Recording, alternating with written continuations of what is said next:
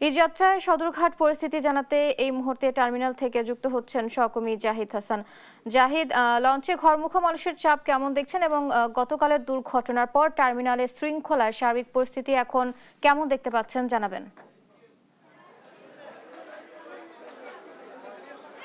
বুবলি, যেমনটা দেখতে পাচ্ছেন যে আমার পেছনে অসংখ্য যাত্রীরা বসে আছে, কেউ শুয়ে আছে, ঘন্টার পর ঘন্টা অপেক্ষা করছে।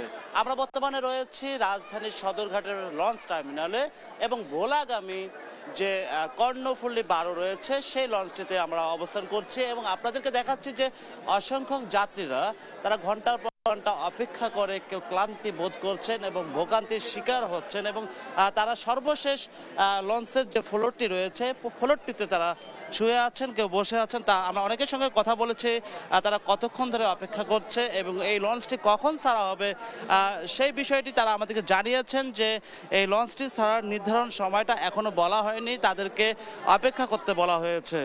বুবলি, যেমনটা দেখছেন যে অনেক বাচ্চা, অনেক পরিবার নিয়ে তারা ঈদ করতে বাড়ির উদ্দেশ্যে রওনা দেবেন, সেই দিকটিতে লঞ্চগুলো নিয়মিত বা নির্ধারণ সময়ে না ছাড়ার ফলে সাধারণ যাত্রীরা সকলে ভোগান্তির মধ্যে পড়ছেন এবং এই লঞ্চগুলো কখন ছাড়া হবে নির্ধারণ সময় তাদেরকে জানানো হয় না।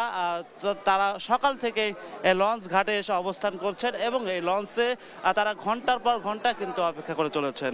আমরা যদি এখানে এসে একজনের সঙ্গে কথা বলতে চাই যে এখানে তারা কতক্ষণ ধরে অপেক্ষা করছে এবং এই লঞ্চটি কখন ছাড়বে কিছু বলা হয়েছে কিনা, আমরা একটু কথা বলতে চাই।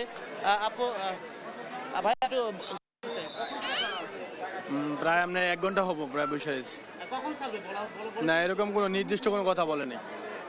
না, নির্দিষ্ট কোনো কথা বলেনি। আপনি যাবেন কোথায়? আমি যেমন বলা চরপশন। বুবলি, আপনাকে যে দৃশ্যটি দেখালাম যে এটা হচ্ছে ভোলাগামী কর্ণফুলী 12, সেই লঞ্চটিতে রয়েছে ঘন্টার পর ঘন্টা অপেক্ষা করেও লঞ্চ ছাড়ার কোনো নাম নেই, কখন ছাড়বে সেটাও এখনো বলা হয়নি। বুবলি, এই ছিল এখনকার রাজধানীর সদরঘাটের লঞ্চ টার্মিনালের দৃশ্য।